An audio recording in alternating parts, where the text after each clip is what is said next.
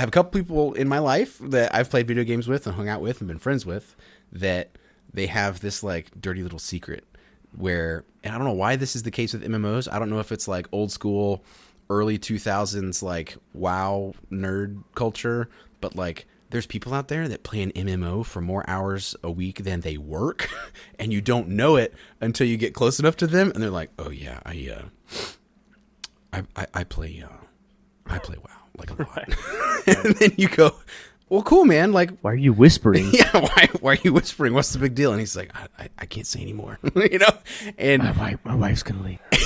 yeah, and there's people out there that MMOs are like a huge part of their life. Second life syndrome. Well, why are we in a McDonald's play place? Like, Yeah, wait. Why did you call this? Why did you invite me to the ball pit of the McDonald's? What's going on? The other guild, they're watching. I have to go. She has ears everywhere.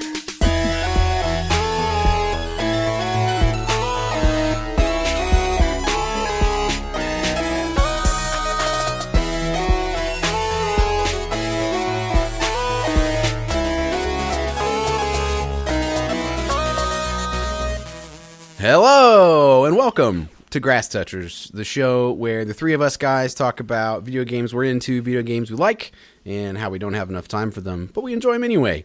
I am Jake. I am Jared. and I'm Greg. Yeah, dude, let's go into it. Jared, what has been going on in the video game sphere for you, my man? Well, I did get married this past week, which was great. And we don't have to. We can do a quick little. Yeah, thank you, and thank you to all who wish me well, and to my enemies. You can my balls, dude. Oh, Gabby's giving me a. She disapproves of that one. That was a joke. Nobody wished us ill. So I didn't play a ton of games. Psych. Yes, I did. I still played video games. I At the reception, just like, oh, go away. Oh, hold on, my vows can wait. Just 1 second. Let me finish this over. I have been playing Ark, and my Ark journey has come to an end. Oh, As has of- it finally, did the meteor come? Like, The what meteor happened? came as of about an hour ago. I got back on. I checked in just to see what was up. Keep in mind, I got further this time than I ever got in that game. I had like late level tech. I had like all these turrets and all these things set up to like. I was cooking with gas. I really was. Right. But there's always a bigger fish, and in this case with Ark, there's always a fatter. I was going to use a certain word, lazier, unemployed fish that plays literally all day long, and they can just do whatever they want. I literally saw in the chat one day. I'm not making this up. This is how people are in this game. It's embarrassing and pathetic. There's like the strongest dinosaur in the game is they call it a giga. I forget exactly what the full name it is. Doesn't matter. It's gay anyways. But this guy tamed one on the server, and I see that's probably pretty not common, right? it's not common. It's tough to do. It's not common. But I see in the chat this guy goes, "Hey," because I know who tamed it because I was around that area. I was watching him do it. I was like, "Oh, this is interesting. I've never really seen one of these. They don't even show up in the wild. I don't see them in the wild." And so I see in the chat this guy's like, "Give me one reason not to kill this Giga right now. This is my server. You don't tame a Giga on here." Wow. And this Getting guy was for territorial real. on the Ark server, And- unironically. Oh, boy. And the game is so brutal in that way that like he wasn't. I mean, he was right. He could just kill it. He could do whatever he wanted because he's like it literally is his server because he doesn't own it. It's an official server. But anyways, pathetic game full of a bunch of pathetic idiots, and I'm doing a lot of censoring today. Doing your job for you, Jake. What the heck? Much appreciated. I was brother. gonna use the R word right there. Getting married, really changed you for the better. Such It's a nice. man, It's good. dude. I will never say a single derogatory thing again. But I got back today, and it was my main base was completely raided and blown up, and I was really ready for that, and I was like, cool. So I got all my remaining dinosaurs, my Spinosaurus, my T-Rex, my big old monkey Sasquatch guy, and everything else, and I had him follow the monkey and then I just let the monkey wander. And so they're just currently on that server, just wreaking havoc on anything that crosses their path. And You set them free. I set them free, dude. And nature is healing. Yeah. it's a beautiful thing to watch, dude. It's really amazing. And then I quickly afterwards I deleted the game from my Xbox, which was it was a moment. I want to say that I. Oh, you were playing on Xbox the whole time. I don't think I was tracking that. Okay. I was on Xbox. I was on the Series X. Partly because the game runs like complete donkey dick on computer. You can have a beefed up. What's the hottest card? 3080? Is it still 3080 or is it they moved up to the 40? 4090, bro. The 4090. You can have the 4090 and it's still people are like, oh, I'm only getting 43 frames a second. But yeah. It doesn't matter, dude. It's gone. It's dead and gone. And on to other things. Goodbye, Right. Ark. Goodbye, Ark.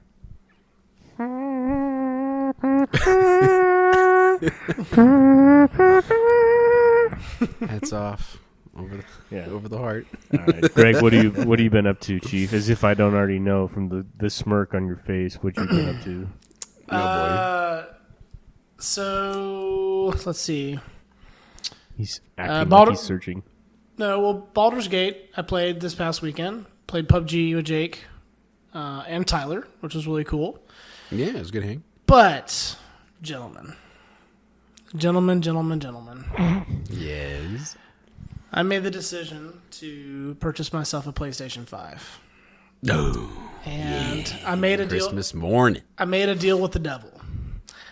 And by the devil, I mean there's two devils in this situation. One is myself. I convinced myself that it was a good idea. The devil, like on your shoulder, like you.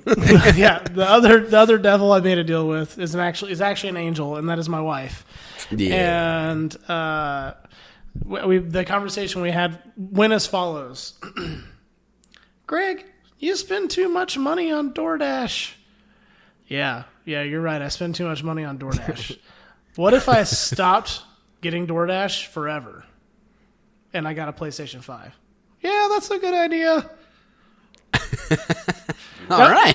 Now that's a deal. That's not exactly how the conversation went, but it was. I have a feeling it was maybe a little rockier than that, but okay, Yeah, and so, and my birthday is next month, and she was like, this could be your birthday gift. Like, I'm not getting you anything else. This would be your birthday present. I was like, okay. And so I got PS5 and I got Final Fantasy VII Rebirth. And dude, we'll get into it later after we talk about Jake's big segment. But yeah, I've played like 6 hours of FF7 Rebirth, which has been pretty cool. It's Do you great. feel rebirthed? I do. That's I birthed amazing. myself again. Oh my god! Yeah, it's Full Metal Jacket. He's born again hard. yeah. Now your wife has 2 babies. She's got to take care of you. She knew that when she married me. Yeah, right. But FF7 Rebirth is rad. We'll talk about that later. The PlayStation 5 way cooler than I thought it was going to be in many ways, and we'll talk about that also. Other than that, spring break's coming up, so I am going to be going into hibernation over spring break and playing all the games while my wife and I paint the nursery for our babies. So, That's cool, dude. Spring break rocks. That sounds great. yeah, man, I'm gonna play so many video games, my eyeballs are gonna fall out. It's gonna be just awesome. Sorry, honey, you're gonna have to paint that nursery by yourself. I don't have eyeballs. I literally can't see. Yeah, I don't think you want you my want to borrow help. these sunglasses, Greg? Yeah, My I Stevie do. Wonder sunglasses. For the audience, Jared's wearing some very Stevie Wonder, very Ray Charles Greg, just sunglasses In the living room on his indoors right PS5. Getting rebirth. Like, Your wife's like, just breathing in fumes and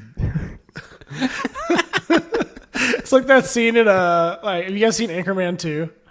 yeah. Where he convinces himself that he's blind, and then they're like, "Ron, you're not blind." He's like, "I'm not." Greg, you're not blind. You've just been playing video games for 72 hours straight. I need you back in my life. It's like those fake Instagram posts where it's like, woman gets sent to jail after texting boyfriend 157,000 times. It's like, man goes blind after playing Final Fantasy VII Rebirth for 47 hours in 2 days. Like, this is a side note before we go to what Jake's been playing. I had a student tell me, this is like ultimate grass toucher moment, right? Boy. I had a student tell me today that I can't. No, it's not Roblox. I don't know what the game is. It's not Minecraft. There's some building game the kids are into right now. And I asked him, I was like, how much have you been playing? And he was like, well, I've only been playing the game for like 3 weeks or 4 weeks, and I have 500 hours played in like 4 weeks. And I was like, dog, I don't know that there's 500 hours in 4 weeks. Okay. You said 4 weeks? Yeah, it was like 4 weeks.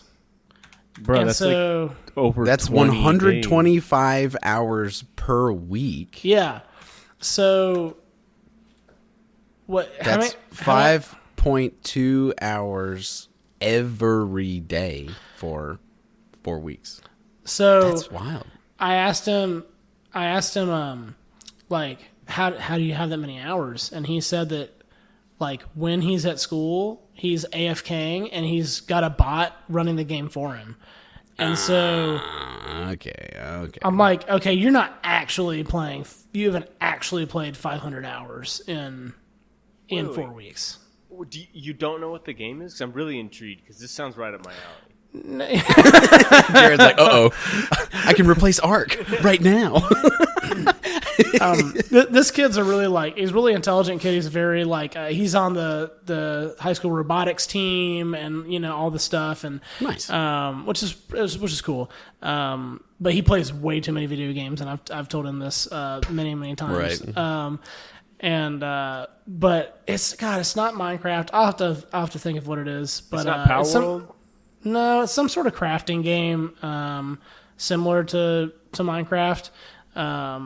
Is it like a survival-y kind of game? I don't know. Well, I'll look it up. Because I'm thinking of other games that have a similar, like, cult following, you know, no grass touching allowed kind of crowd.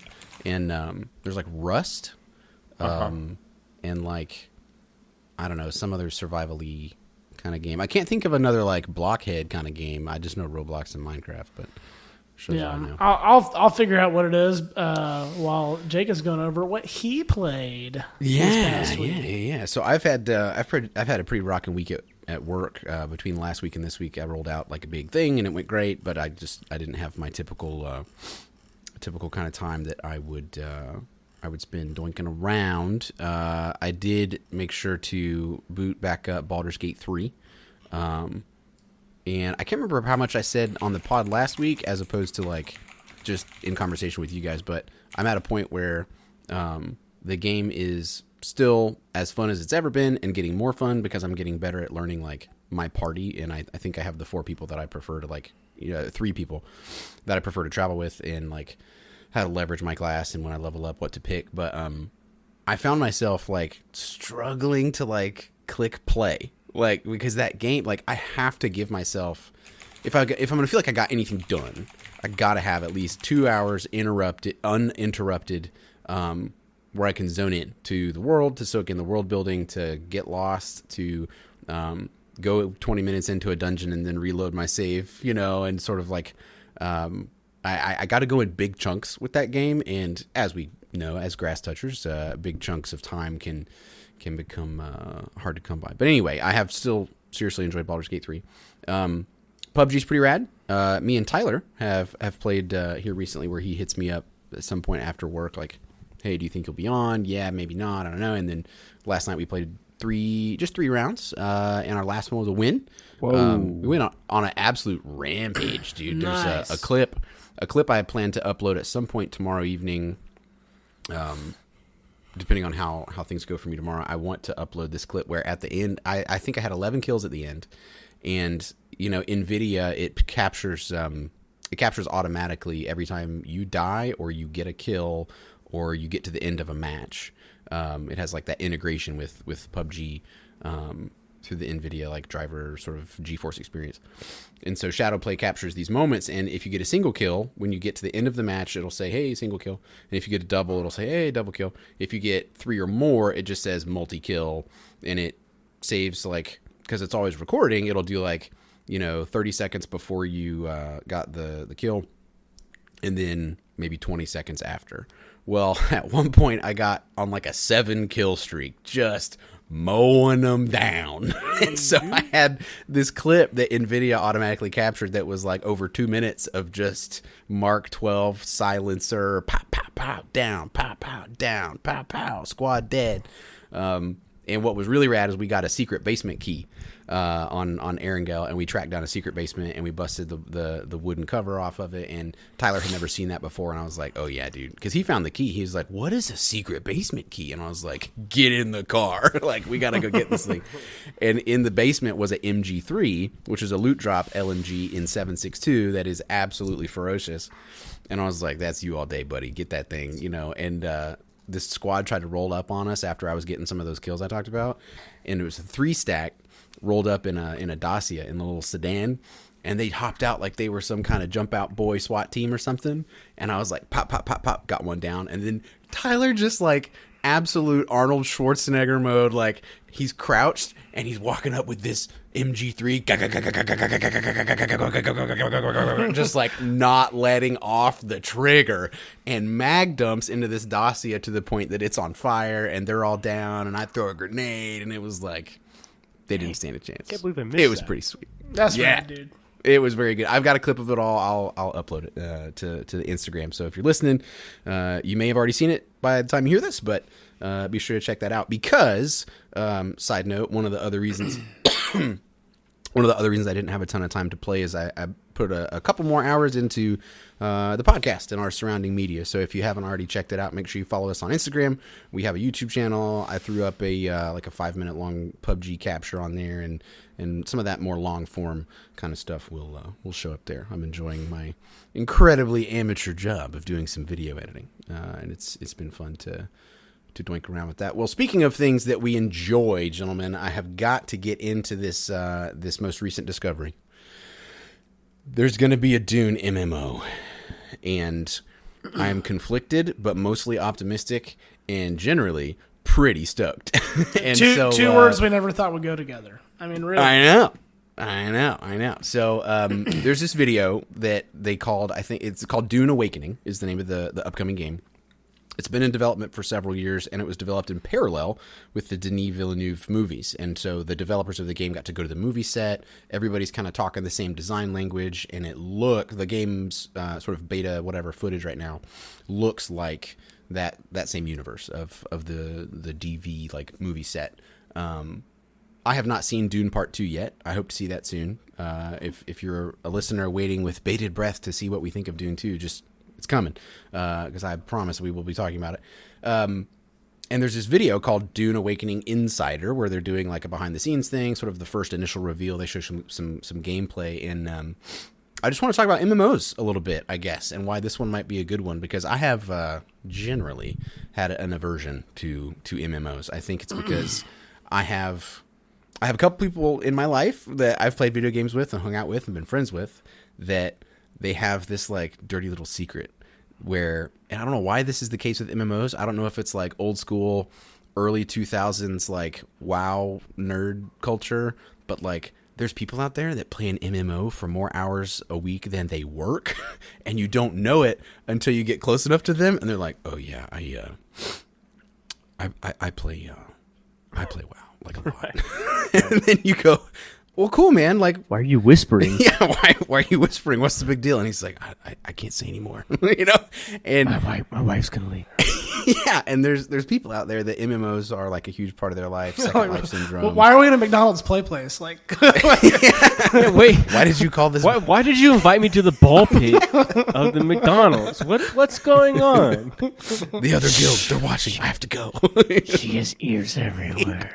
And so I have a couple of people in my life that have been that way, and it's, for me, it really spooks me. Like it keeps me away from MMOs because I know myself, and I know that I could be that guy like tomorrow, like no problem.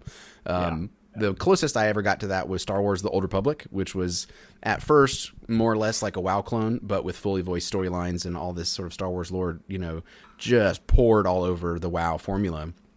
And that game rocks. I really enjoyed that game. I haven't played it in a long time. I know it's still pretty active, but that's my main like MMO kind of touch point. I played an Imperial agent, absolutely loved it. Great storylines. It was like KOTOR, Knights of the Old Republic, but an MMO. And I thoroughly enjoyed it. So what I'm looking forward to in this Dune MMO is there's this design philosophy that they talk about in the video. Like I said, look it up, Dune Awakening Insider, where the creative director and this totally interchangeable interviewer person, host, they talk about this design philosophy, which is we have told each other, make your ideas fit into Dune. Do not make Dune try to fit your ideas. And that is so dope, because if we as a sort of culture, as we've all glommed onto Dune as like, oh, Dune is cool again, like in the 1980s Dune was like this tiny sliver subset of nerd culture that not that many people knew about, and the movie with the David Lynch movie came out and everyone was like, what is this, but now Dune is cool again. And I think we're all realizing like there's a value to maintaining the world building that's already there. You might reimagine it. You might picture it differently, much in the same way that two people could read the same book and like picture a character, and in this guy's head, this person has red hair. In this guy's head, that character has black hair, that kind of thing. Right. So they're really making the game reflect the DV, movies. And so here's where the lore comes in, right? They talked about how the longer the premise is you're just some guy on Arrakis trying to survive, and then you work your way up, right?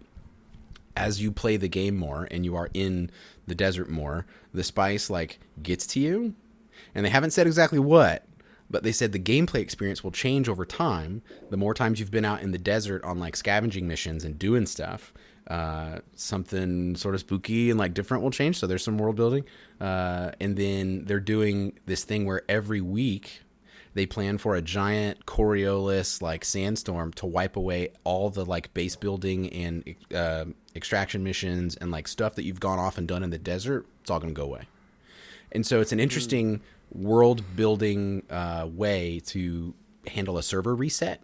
So for them, from a dev perspective, from a maintenance perspective, it's kind of brilliant. But for the lore and the story of the ongoing persistent universe, it kind of fits in nicely. I think that's pretty slick.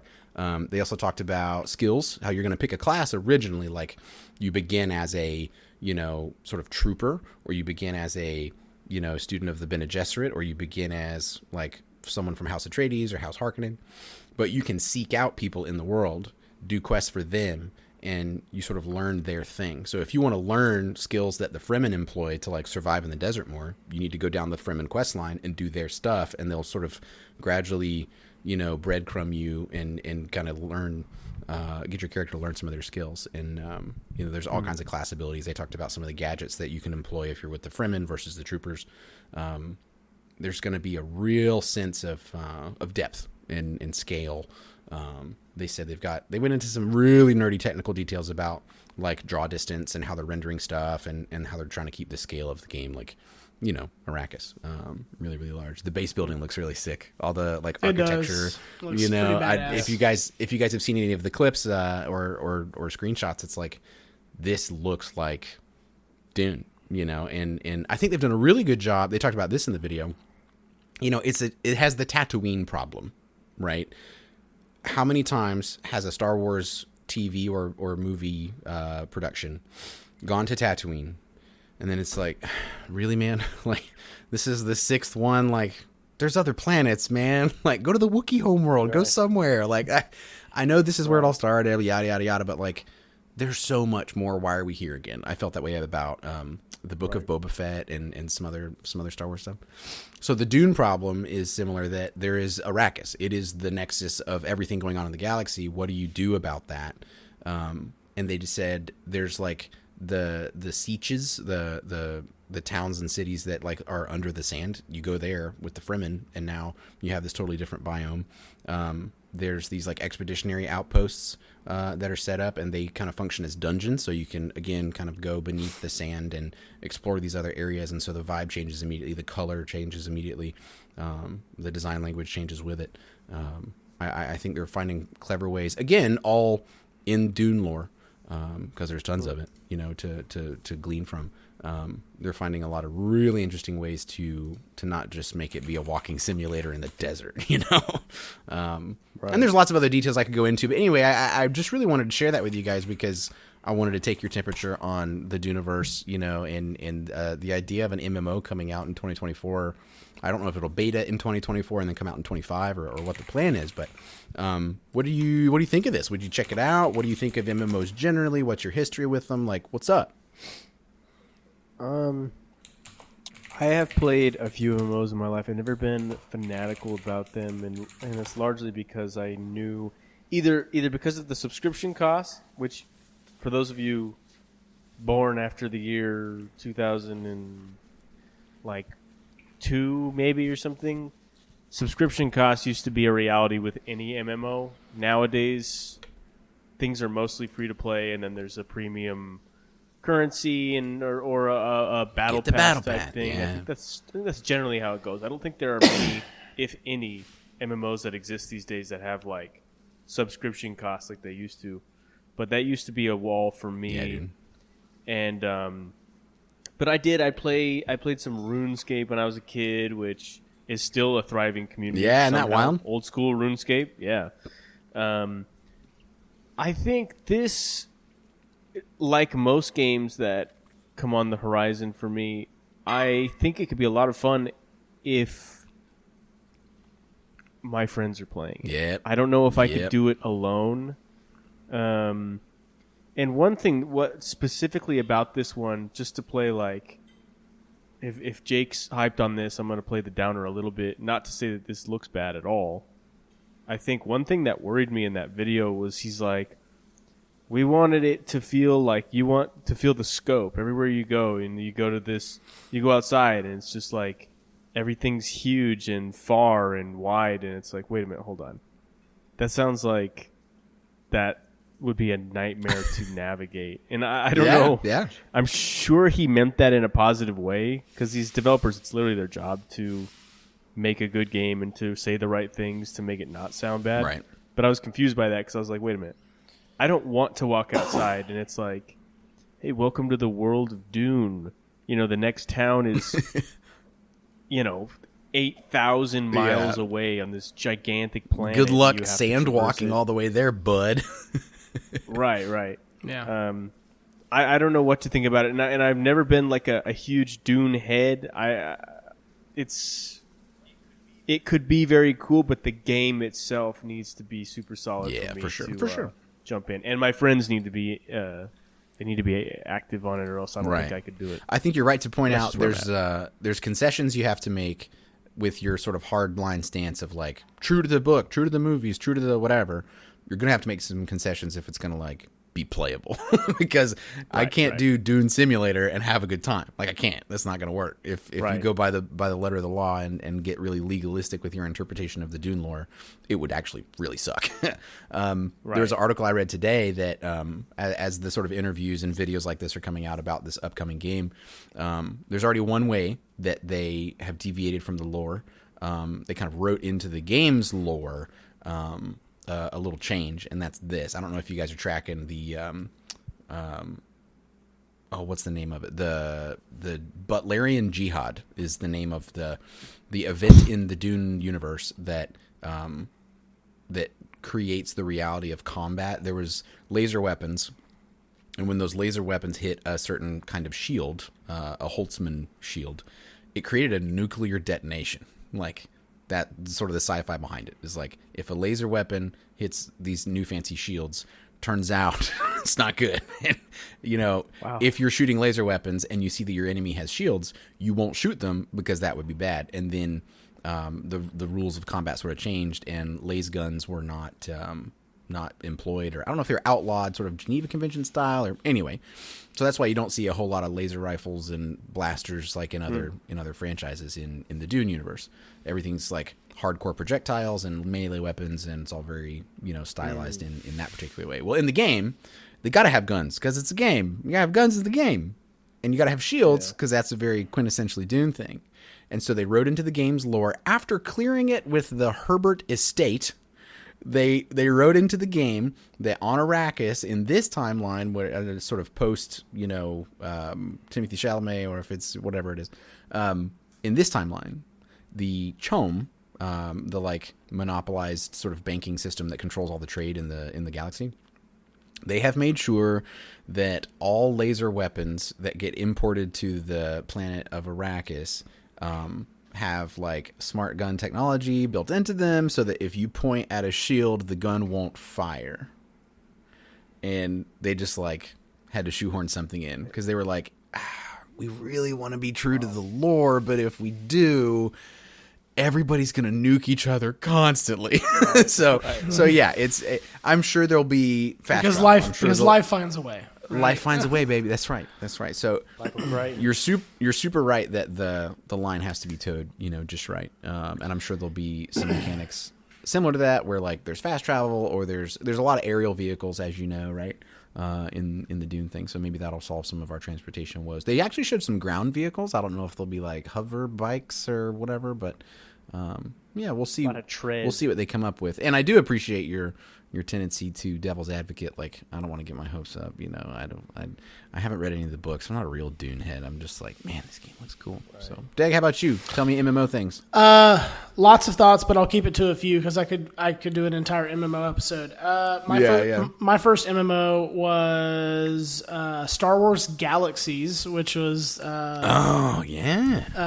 before World of Warcraft, and that game. If you've never, you can't play it now. The servers have been shut down since like 2010. But that game is rad because you could play. There were like 24 different classes, and you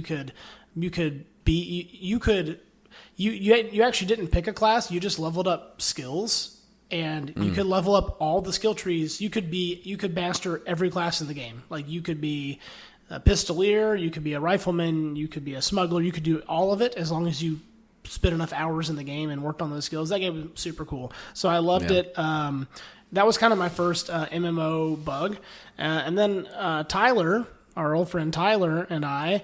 friend of the pod, got really, really into World of Warcraft. Him more so than me, and I know he's going to be listening to this, and he would agree he was far more into World of Warcraft than I was, and I was quite into it. We started playing that game in the beta in 2004. OG. And we both have played I've played every expansion, not extensively. He has extensively played every expansion. And my thoughts on MMOs in general are this. They have to be fun. That's like no matter what wrapping paper you wrap it in, whether it's Star Wars or Dune or The Matrix. There was actually a Matrix MMO that came out. Oh my God, that's right. I forgot. That was really... I'm one of the characters. Yeah, you are. Guess you can't see, but Jared's wearing sunglasses right now, and that's a deep, still deep not taking them Matrix off, and reference. it's super great. Yeah, that's awesome. Yeah, he's leaning into the bit. Ultimately, games have to be fun, right? And it doesn't matter whether they're a Star Wars licensed product or whether they are World of Warcraft, which is a game based off of a game, right? Right. World of Warcraft is based off of the Warcraft real-time strategy games. And now we have Dune based off of novel and movie primarily, right? Right. The games have to be fun, right? And ultimately, if they're not fun to play with your friends and alone, then they will long-term not be as popular as they, could have otherwise been. The Dune thing, I watched a lot of the video. Really interesting. The player housing, like the crafting of the buildings. I think that's going to be super cool. I like the wipe mechanic. That's cool. World of Warcraft tried to do player housing for a while, and it wasn't really successful. They did what were called I don't know if they were called fortresses or whatever, but Tyler's probably would be laughing at this because I should know what they're called. But they were like you could build your base, right? But they were instanced, so you could not attack other people's bases. You go inside a base, and it would be yours after you go through a portal, right? And It's truly like strictly cosmetic in like for the role play of it. Like, oh look, I have my own little house or whatever. And I remember in the Old Republic they added houses type deals, and you would get on like a speeder bike thing, and it would, or at least the one that I had, and it would take you instanced, through like a fast travel sort of cutscene deal. It would take you to some like apartment in the Imperial City, and you could deck it out, and you could store items there, and it was cool, and you friends in your party could come check it out, but it wasn't functional in a way that was, sort of tied into the rest of the game that you were experiencing, really. Yeah, and so I think maybe my biggest thought on MMOs is this, like, and again, I know this because World of Warcraft had and to many in many ways still has this problem. The game cannot require you to spend countless, and this is like, we talk about Siege or whatever it is, right? Yeah. But cannot require you to spend countless hours doing something so that you can do the raids, right? Because raids are like the point of MMOs, right? For a lot of people, like the big bosses that you kill with your buddies, that's like, for most people that play MMOs, that's why you do the thing, right? Because they drop the best loot, and better loot makes you more competitive, all that stuff, right?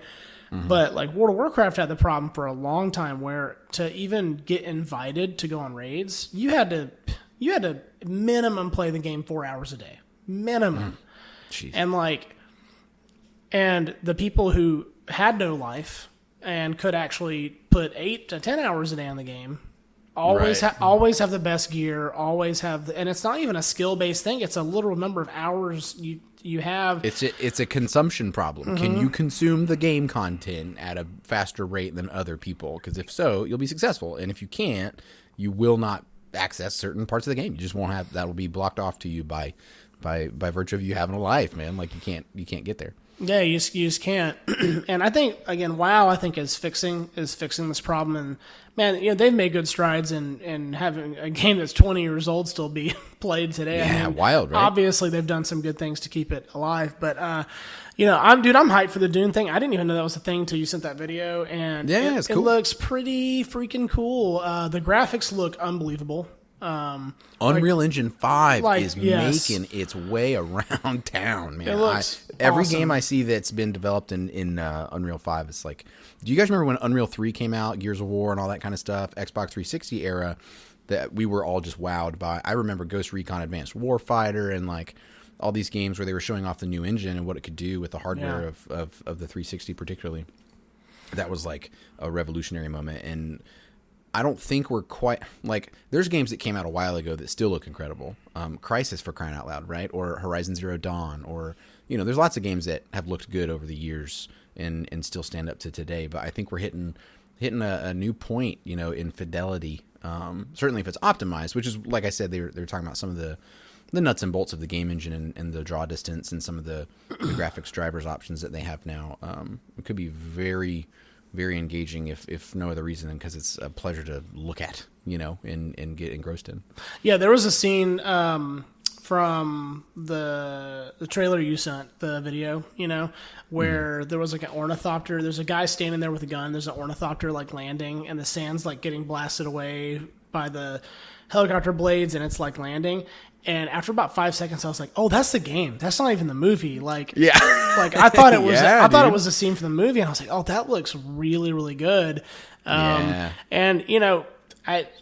I'm not gonna get my hopes up, but I'm gonna remain positive about it. I'm gonna assume it's gonna at least be well made. But it's really, really hard for. This sounds silly, but there's so many options for video games for people nowadays, right? And there's so many ways you can play a video game. And for MMOs, I think the hardest thing is like making it actually fun to play. Like from the moment you get on, do you have to sit and do some because I don't know about you guys, I hate resource gathering. Like, I hate having to gather resources. And now it's one thing if I want to do a side quest and I want to gather some resources because I want to do this side thing, or I want to, or I'm trying to be a completionist and, you know, do all the side quests and do crafting and whatever else. But like, if I feel like I have to gather resources for like 2 hours just to like enjoy the game, I'm out.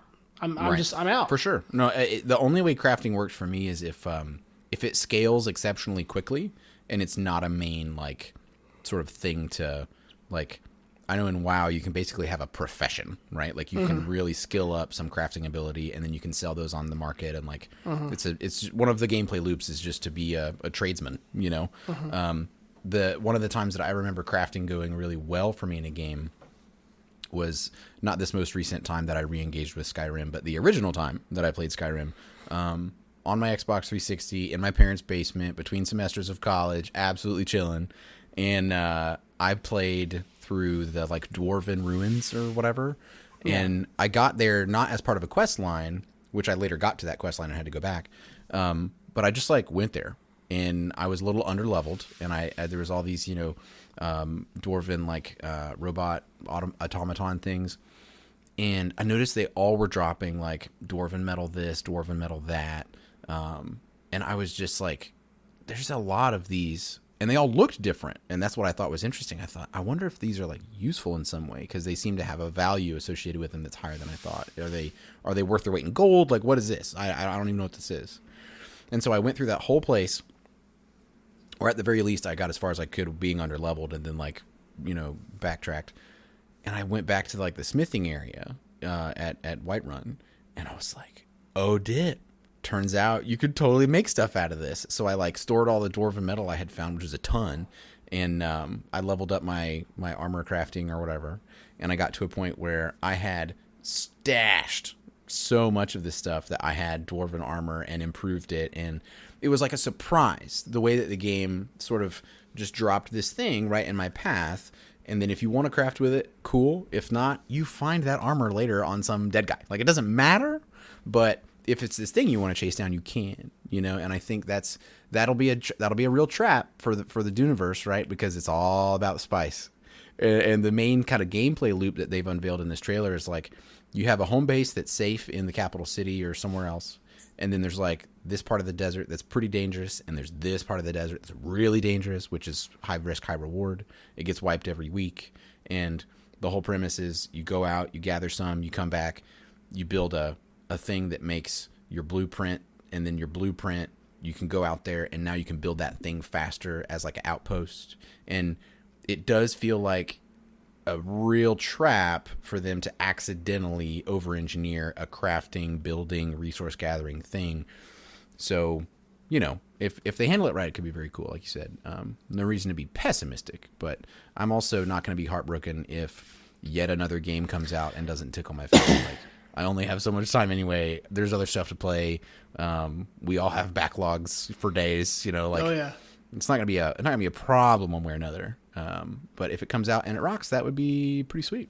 So, well, that's why I think the open beta thing is such a good idea for them. You know, just like, and I mean, here's the cool thing: open beta, like they're probably going to get a lot of feedback, and if they're smart and they incorporate a lot of the feedback they get, the game could be, you know, 10 out of 10. It could be super fun, and we could that could be the next thing the three of us play regularly. You never know. Yeah, for sure, man. Hey, tell me about becoming a PS5 owner. Do you feel like a kid again? New console in the house? I do. I gotta say, when it came in the mail the other day, I was like, nobody's stopping me. You know, it's very like, very Ron White. I talked about loving Final Fantasy VII a few weeks ago, and I've been watching the reviews of Rebirth and stuff, and truthfully, I had been waiting for the remake for years, right? And since I was a kid, I always thought, as a little kid, I was like, man, if they ever remade Final Fantasy VII with modern graphics, it would be really, really, really cool, you know. I want to go back and hear your voice as a kid so bad. That sound the exact same. But yeah, I'll talk about the game briefly, and then I'll talk about the PS5 more. The game is very good. I will say, if you're not a Final Fantasy VII, like if you haven't played the first installment, which is Final Fantasy VII Remake, and then Rebirth is the second installment of the remake of the original game. So if you haven't played Remake, you will be very confused the first hour of Rebirth. And what on earth are they going to call the third one, by the way? I wonder. I don't know. Afterbirth? I have no idea. And so... Dang. So... I'll be passing. Yeah. Final Fantasy Afterbirth. So, because the very opening scene of Rebirth is a flashback scene from the from the middle of the original Final Fantasy VII, and so it's like an hour and a half long flashback scene. Like it took me. Now I was getting every item that I saw and exploring every nook and cranny, but it's a tutorial basically, and the tutorial took me about an hour and a half, maybe 2 hours, which is a pretty long tutorial actually. I can you tell. You said you were taking your time. Do you think it could have been shorter if you were? Yeah. If I wasn't busting open every crate that I saw in an alleyway, picking up items, and which is what I was doing, and they've been extremely faithful, like recreating the world as it looked in the original game, but obviously in fully realized 3D, and they've added a lot of stuff. But like the towns and stuff from the original game, like all of the signs on the buildings. Like they use the same signs, like in the remake. It's super cool. And so that's a small detail, but the game's good. The combat is awesome. You feel very powerful, but also very weak. Like when you lock in and you're like doing it, and you like you can analyze every enemy. Like when you start the battle, one of the abilities you can get is called assess. And when you assess them, you can see what their weaknesses are. And in this game, you have to use their weaknesses to stand a chance, especially in boss fights, right? You cannot just hack and slash and beat this game. It's not possible. It's pretty hard if you don't really like exploit weaknesses and stuff.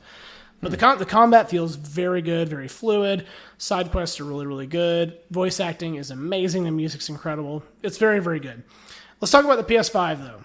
Yeah. Shockingly good experience. Shockingly good. The most immediate thing you notice, at least that I noticed, is it feels so much faster than the Switch, right? I mean, like comparison, right? I mean, obviously it's a silly comparison, but like you boot the system up and it's like won't click game boom. I mean, like it is like so fast, and it's it really loads faster than my desktop because all it does is play games, right? Like I'm in the game faster than I am booting up my PC, which loads really fast. So I remember they talked about when the PS5 first launched, they were working on a innovative storage technology that made quick resume and sort of like suspending a game and coming back to it quickly. That was a focus of theirs. It was like, we want to have stupid fast load times, and they really crushed it on that one. Yeah, it's really, really fast, and that's cool. They also have an M.2 expansion slot, which I bought an M.2 drive. Oh, cool. And I went ahead, and because the version, the PS5 I got is like a 1 terabyte storage drive, but 250 megabytes of that is like the operating system, whatever. And so I added the M.2. Literally, you just pry open the back of it. You don't even have to use a screwdriver to open up the PS5. You just pop it open, and then there's a little M.2 slot screwdriver. And it took me 3 minutes. That's so sick. I want that to be the norm so bad. With the Switch, all you get is a micro, itty bitty, tiny baby SD slot that's like, only going to add so much and only be so fast. The Switch. And known as the micro of consoles, if you know folks. Yeah, dude, absolutely. I hope it's the norm to have that, like, just sort of right to repair, like, make it accessible. If I want to add storage, let me treat it like the basically PC, that it is. Like, let me get in this thing and add stuff if I want to. I know that takes away from the whole idea of what a console is, but I think it should absolutely be the norm. I'm glad you're able to do that. Yeah, it's been a really good experience. There's several things about the PS5 that are like just super intuitive. First of all, the actual like console looks incredible. It looks super futuristic and like very sleek. I think I've got because I have an Xbox controller and a PS5 controller that I've been using, like when I play Elden Ring or some games on Steam. Right. I prefer the PS5 controller. It just feels incredible. Like it just feels amazing. The little white what's it called? Like the white square thing in the middle that you can press. It's like big. It's pretty large. That has like speakers built into it, and so like in Rebirth, which I'm playing, like there is like you get this like wristwatch thing that has a screen on it and like a companion that talks to you at parts, and I've got it set to where the voice comes out of my controller. Yeah, that's cool. So it feels like it feels like I'm there, right? It's pretty cool. Yeah. And that's just this is a neat little touch, right? I don't know if Xbox I don't know if the Xbox has this because I haven't experienced it using my Xbox controller on Steam, but the shoulder buttons can change the sensitivity based off of what action you're performing. So like the resistance? The resistance can change based off what action you're performing. So there was a moment where, spoiler alert, there's like you're like in a factory at one point, and you have to turn what do they call it? A valve. You have to turn like a valve thing to like turn off the water pressure. And like when I went to press down the shoulder buttons, it like pushed back against me, and I had to like actually like press down the shoulder buttons to get it to turn. So it felt like I was actually like turning a valve. Like it was really pretty cool. And I could imagine that, that could be exploited in shooters really, really well. They could change the sensitivity. Yeah, that's where my mind went, right? Is like, oh man, can you imagine if Tarkov dropped for like PS5 and you could like drop a Geistly trigger into your AR, and so it's got like a certain break point, and like, oh man, that would be so cool. And they could actually probably really, with the technology, they could probably really easily do that actually. There was one scene where like you're crawling on the ground, you get hurt, and you're like crawling on the ground, and you have to go like right trigger, left trigger to like just sort of like army crawl as your character army crawls. It was really cool, man. So the controller's pretty rad. The experience has been great so far. The controller battery seems like it lasts a really long time. I haven't charged it yet. I played like 6.5 hours, and it hasn't given me the low battery warning at all. Nice. So that's cool. It's been a great experience, and I imagine I'll play some other things on it. And I just love the speed. The menus are so fast, and it's very intuitive. The one complaint that I have, it's not even a complaint. It's just kind of weird. The disk drive. Mine came with a disk drive on it. Yeah. And you can get one without, but most people that I read online, they're like, you should get the disk drive, right? Right. And you have to like register the disk drive before it even turns on your console. Like literally, I put the Rebirth like Blu-ray in, and it would not go in. And I was like, that's weird. And it was like, you must register your disk drive to use it. But then I like couldn't find where in the menu. Do you have to like make a Sony account or something? You just what do you mean? You just have to connect to the internet and hit register. But like it wasn't appearing, and so I typed that in on Google, and someone was like, "Just restart it." And so I just restarted it, and of course I restart it, and it says registering your disk drive, and I was like, "Okay." Oh, okay. So it was meant to be automated based on connecting to your network, and it just needed a restart. It just didn't happen the first time. That was the one thing. It was just like a little. I was like, "Why do you have to register your disk drive?" And it's probably some DRM stuff where because this is a part of. I'm quick to adopt new things. I work in IT. I love technology. I'm down for whatever as long as it doesn't absolutely bone the customer. And unfortunately, DRM very frequently bones the customer, right? I forget what game, but we talked about this a little bit, especially games that are online. If you have to have an internet connection, that means there has to be a server that is maintained, and at a certain point, you could just not be able to play a game anymore. Not supported, no more updates, we're shutting down the servers, whatever. And there's a real sort of like legacy idea that we're familiar with, and people born after a certain time might not even be aware of. It used to be the case. You go to the store, you buy the game, you put it in, it works, it's finished, and you don't have to be on the internet. And unless your console fails, Red Ring of Death, right? Unless your console has a mechanical or electronic failure of some kind, you should, in theory, be able to play that game until the eventual heat death of the universe. Like, there's no reason for that to stop being functional. And I think, if I had to guess, it has something to do with, digital right management, where you have this disk drive that is meant to read a game, and then that game is like registered maybe, or I don't know, something about controlling your ability to play or replay or use a game. If I had to guess, because like you said, some people have clearly found there's a benefit to having a disk drive. If you don't have a disk drive, you're stuck to just downloading stuff, and if it's not in the app store or whatever anymore, then you're SOL. So yeah. I think like overall, I think the thing, there's something about just like, much like the Steam Deck, right? There are times like I don't want to go into my office and turn on my desktop and put my headset on and wheel up my chair and like sit a little more upright than normal and do the mouse and keyboard thing. There's sometimes I just don't want to do that, right? And I you know what I do love? I love doing my couch on full recline as far back, because I have a mechanical, electronic couch, and it full like humble brag. Yeah, humble Jeez. brag. With the USB, we're 21st century people. We have the USB ports, charging ports in the side of our couch, and that's right. They're pretty awesome. And I love just like full recline, fully horizontal. PS5 controller on my belly, like literally on my belly. You do this, it makes it look like your legs are like in some kind of like gynecological like stirrups. You're just like, the couch is just like having its way with you. Dude. It's like, hello, Gregory. It senses your butt cheeks. Become the couch, assimilate into the cushions, baby. Oh, you bet I'm bringing that. You bet I'm bringing the PS5 into the delivery room. And so, no, Steam Deck definitely. But no, there's something about being on your couch, full recline, big screen TV, like controller in hand. It's just a different experience, and sometimes that's what I'm in the mood for, And yeah, I feel you.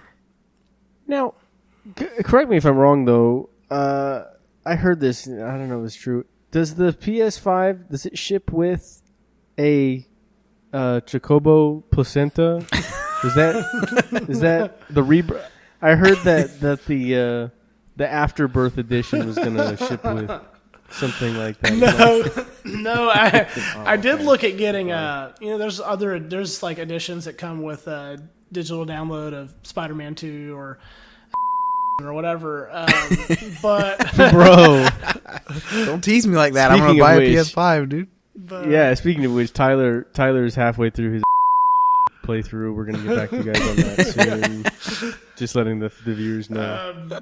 But on the other end of the PS5 thing, I'll say it to anybody: PlayStation, Sony has the best console exclusives, like so much better than Xbox. I think. Yeah. I think that tends to be true. And so that's pretty cool. I think they kind of have that locked down. And I'm no Sony jabroni, but I do know that pretty much all the console exclusives for PS3, 4, 5, have been pretty rocking, and that's not to be missed if you got the cash. PS5 is pretty. It hasn't always been that way though. True. You guys are hating. That's true. Gears of War. Hey, listen, Halo. I have been Nintendo and Microsoft sort of most of the time. Like I said, I think I've said this on the podcast before. I've literally never had any Sony console, not out of some sort of 1999 console war hatred, but just like never did. Well, little did you know, not only did I send you $60 for you to play Elden Ring, but I'm going to send you $700. No, I'm just kidding. To buy a PlayStation, and you get a PlayStation, and you get a PlayStation. No. Oh man, thanks, Oprah. But yeah, it's pretty cool. I'll report more on it, as I play it more. Oprah, but Deg? Are you kidding? Degra. Yeah, Deg. Actually, just sounds like Deborah. Sounds like everybody loves Amy. I'm gay. It's funny how I can see you look off screen and apologize to your wife now. That's awesome. She just came and she's not having. She's like, Ray Romano again, really? Yeah. I forget how good your Ray is, though. She's like, still the sunglasses, Jared? Really? Like, Dude, I'm in the Matrix right now. Yeah, I'm gonna need you to work up your Morpheus impression next, dude. you know that you talking about the Matrix. Lawrence Fishburne. You talking about the Matrix and us talking about MMOs it makes me think of that Matrix MMO, which leads me to another topic that I think we got to do this at some point, guys. We need to. This is not something we have to talk about tonight because we're about it an hour, but maybe a topic for the future, or maybe a project we should all embark on is we should all play a terrible video game together. Like, or separately, like let's find a game that's like. I know one we could play. It's called Tarkov. I know. Okay, in that case, I know more than one we could play. Yeah. But a game that's like, for all intents and purposes, maybe had some potential and was just a turd, and just play it. Yeah. I've got some on my list. Yeah. Yeah, man. Let's do it. I have some in my library that I had to uninstall after a couple hours of desperately trying to force a square peg into a round hole. Like, no, it's good, right? Just like in denial. Like, Jake, I didn't waste $40. No. Jake, were you gonna say Starfield? No. No, that game's not multiplayer anyway. But yeah, there's absolutely. I assume you mean multiplayer. I guess we could all play single player and then report back. That'd be cool too. But I don't know of any multiplayer games that are like dependent on servers running. Most of the time, if they crash and burn, the game like is offline within a year. Like Yeah, for sure. this is not happening. Sorry, bye. Hey guys, thanks so much for listening to this week's episode. We appreciate you so much. As agreed upon, our giveaway Greg's Social Security number sweepstakes is happening right now. All you have to do is guess the last number. The first 5, 6, 7 have been provided for you. Forget how many are in there, but just guess it. And you can access all of his information, and he agreed to this. But other than that, you can catch us on Instagram at 3 Grass Touchers, I believe. Yep, you correct? Got it. You can interact with us on Spotify, ask questions. We would love to hear from you. We also are now on YouTube, posting some of our clips. Yeah, dude. And that is.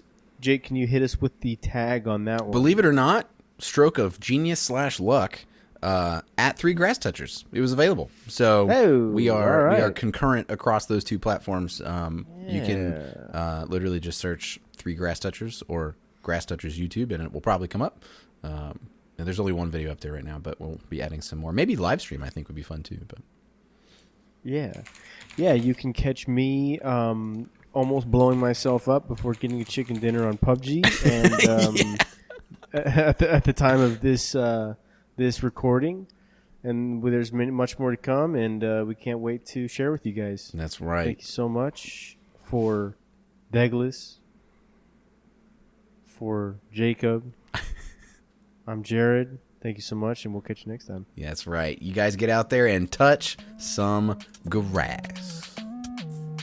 Oh, yeah.